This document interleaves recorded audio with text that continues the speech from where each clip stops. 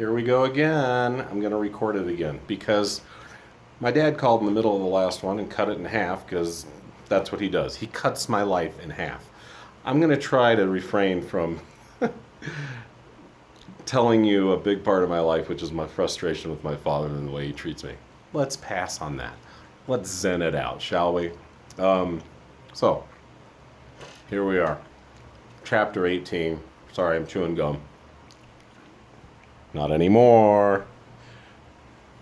So we've gone from this. Isn't he cute? We've gone from this to this. It took 52 years to make that this crappy looking.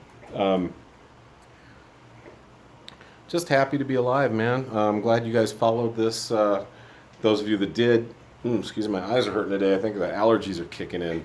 A lot of stuff blooming in Denver right now. Just happy that you guys came along for the ride. I hope I was interesting. I'd like to think everyone's life is at least somewhat interesting. You know, I've tried to do stuff. You know, and I know I've peaked a long time ago, but I still like to think I have a good 30 years left where I can still do some stuff. I want to keep doing comedy. I want to keep working with children. I want to keep just living, you know. I want to keep raising my kids and living with my kids. I love that. I have a lot of fun with them. I did. I forgot to mention a few things along this journey, things that I've done that are cool that I didn't mention. Like I've climbed 414ers. That's kind of cool. Long's Peak was really hard. I did that when I was 25, right after I came back from Europe, and that was tough. It's not an easy climb, man. It's like a 16-mile hike altogether, and you gain about 5,000 feet in elevation. So you have to be in good shape to do it. And I've climbed a few others. I climbed one just 3 years ago. I climbed Bierstadt, which is right next to Evans. And we didn't do the saddleback. We just climbed right up the sheer face of Bierstadt, and that was hard. It's only a 3.5 mile hike up there, but you gain 5,000 feet of elevation in a short time. That's a very short time to gain that much elevation. And I got a killer altitude headache when I got up there. I've summited, and I was fine when I got down, but I was like, my mountain climbing days, or at least high mountain climbing days might be behind me. I had a lot of fun. Went with my friend Troy up there. It was cool, but those days I think are over. But the last 3 years have been good. Dante's lived with me the last 3 years. He's right here. He's doing well. He's working. He's bringing money. He's contributing. And he's just a great kid. He's all, like I said earlier in one of my earlier chapters, he just does what he's supposed to do. That's what he is. You don't need to remind him of anything. He's just a great kid. And then Logan is working his butt off too. He's a freshman in high school, and you know, he kind of caught a break this year. I'm bugging him to get his grades up because he's got like 2 more weeks before school's officially over, and he's got some makeup work he can do, and he could have better grades. They're not horrible, but they could be better. But they're great kids. I was just thinking the other day how I've been quarantined like a month for the most part. I mean, at first I did a little shopping. I went to the grocery store like the first few weeks, but pretty much since April started. So this whole month, the only thing I've done is go for walks with my friend Pete, and everything else. Once in a while, we go to a restaurant to get something to do a pickup, you know. But there's no one there, so that's pretty safe. But I've gotten groceries delivered, and I've stayed away from people, and I'm locked up with these 2 crazy kids. And you know what? They're awesome. I've got 0 complaints. So I feel bad for some people that are like getting all cooped up, and they may be with people they don't care for, or they might be all alone and depressed. I'm lucky. I don't have to deal with that. So I'm very fortunate. Trying to think of some other things I may have done that were cool. You know, I've been to a lot of states. I mentioned I've been to 17 countries. That's kind of cool. Not as many as some of my friends, but more than some of my other friends. I've been to like 33 of our states. That's kind of cool too. I want to hit all 50 before I die. Hopefully I can do it. And you know, and I don't know. Just trying to hit any highlights I might have missed in the first 17 chapters of this book that is me. I also want to add that I hope you guys find value in your lives. I'm sure you do, but I hope you feel like your lives are worth sharing, just like I felt like mine was. I think everyone out here has an interesting life. I'd love to hear from you guys, and if you want to do it in this format or however you want to do it, or even in a blog, if you just wrote like a page on Facebook or somewhere, that'd be awesome. The future for me is kind of uncertain right now. I'm getting a transfer most likely from the elementary school I work in, and I plan on going to the local high school. I'd like to do that. I'd like an opportunity to work with older kids, and I feel like I'm not really valued right now at my elementary school. So if they don't want me there, I can deal with that, and I'll go somewhere I'm wanted and valued and can be effective again. Excuse me. So that's part of my future right now. I plan on continuing comedy, plan on hosting my shows at the Mercury Cafe, plan on trying to beef up my YouTube channel, which is a weird and sad maybe thing for a 52-year-old man to say, but that's kind of my new hobby. I'm going to try to get into writing sketches and just trying to do very simple and stuff like this. It's kind of uncut and generally unscripted stuff. I just want to do that and just see if I can gain a following. It's kind of a challenge to myself right now, but even if I don't gain a following, I'm fine with that. It's my own little art studio where I just try to make some video-based art and try to have some fun with it. The future also holds for me raising these two wonderful boys. Dante's raised. He's 22. He's smiling at me. But he's great. I don't need... my raising's done with him.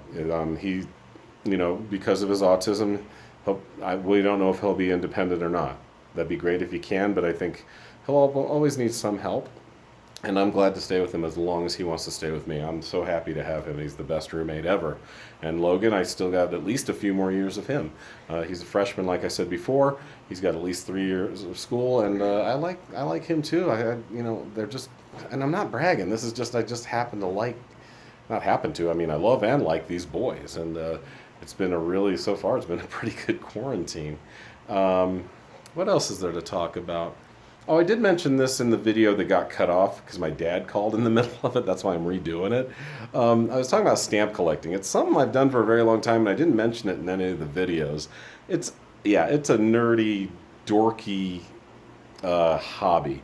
But I've been doing it forever, and I've really slowed off the last 10 years, even the last arguably 20 years. Once you have kids and a family, you can't just, you got to be a dad now, you got to be a husband now. You don't just do your stamps all the time, which is something I did when I wasn't living life in other capacities. But I started when I was 10 years old, and my stepbrother Rusty got me into it. And we would dumpster dive looking for stamps because there were places around us, like there was a travel agency, and there was another place, and they would throw their mail away, and there'd be cool stamps on them, and we'd go home, soak them in water, the stamps would come off, and you'd hinge them to your book, and that's how those were like the little tiny, just what do I want to call it, like that was the scaffolding or the integrity of what eventually became a stamp building or skyscraper.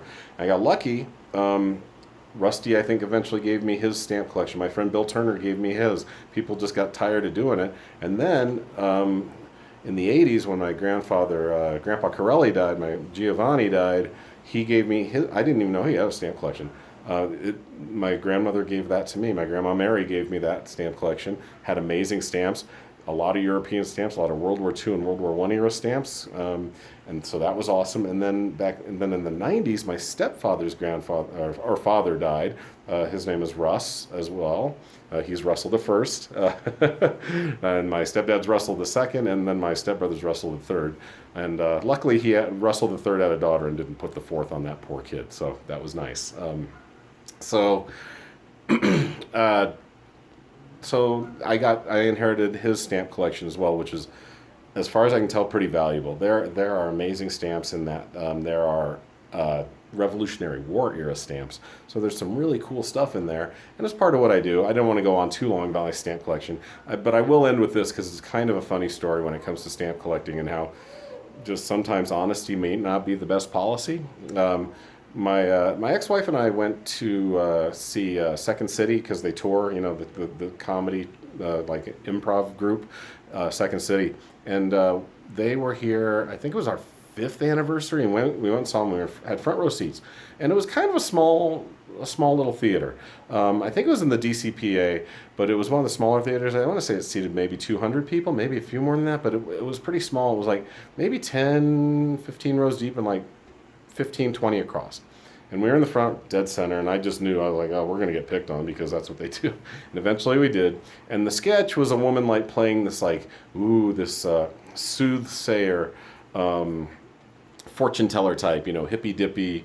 I'm gonna tell you what your life's about. And she picked me. She goes, what's your favorite tree? And I go, sycamore. And she's like, from here to forth, you shall be known as Sycamore. And I'm like, okay. She's like, what's a hobby that you do? And I couldn't think of anything else. I just go, stamp collecting. And she just put her hands on her hip and looked down at me. She's like, really? Stamp collecting. It's like, sorry, I couldn't think of anything else. And she kind of said it quietly when she said it. And so some guy in the back goes, what did he say? And she goes, stamp collecting. And the guy's like, no fucking way. And everyone laughed. And so that's kind of, I think, maybe a good story to end on with my life heading into the rest of 2020 is that, sometimes people laugh with you, sometimes they laugh at you. And I think if you laugh along and try to have a good time with the life, it'll go well for you. I've been like I said, I know how fortunate I am. I've been talking about it a lot through all these chapters. I know how lucky I am. I've never suffered a real hard disease. I've rarely been in the hospital. I've never broken a bone. I've got great kids. I had a great ex-wife. I've made some stupid mistakes, but I've been smart enough to realize when it was my fault and that I had to do something about it. But I've really had a great life. It was great growing up in the 70s and 80s. It was so much fun. It was great coming to adulthood in the 90s and then getting married in the mid 90s and raising kids in the late 90s and through now. And it's been awesome. I've been very lucky. I've got a good set of friends. I get to hang out with these crazy Denver comics from time to time. I get to do shows. I get to get on stage and tell my jokes that I think are funny and sometimes happen to be. It's been great. I'm closed in on 12 minutes, so I'm going to leave it at this. I think I said this at the beginning, but I want you all to know, it's been important to me that you know how important you are and how valuable and interesting your life is. And if you do something like this, I will try my best to watch it because I would love that. I will continue to make videos. I don't think I mentioned it at the beginning of this, but I am... My mantra for May is sketch a day May. So I'm going to try to write and perform a sketch every day in May, which is 31 days. We'll see how I do. I might succeed, I might fail, but I'll have fun along the way, which I think is life is all about, right there in a nutshell. Have fun along the way, you guys. I love you all. Stay safe, stay healthy, stay funny, stay amazing, stay original. I'll see you guys soon, and we'll get out of this thing. We'll be all right, okay? Let's see you soon. Have a great life, and that's about it. See you soon. Bye.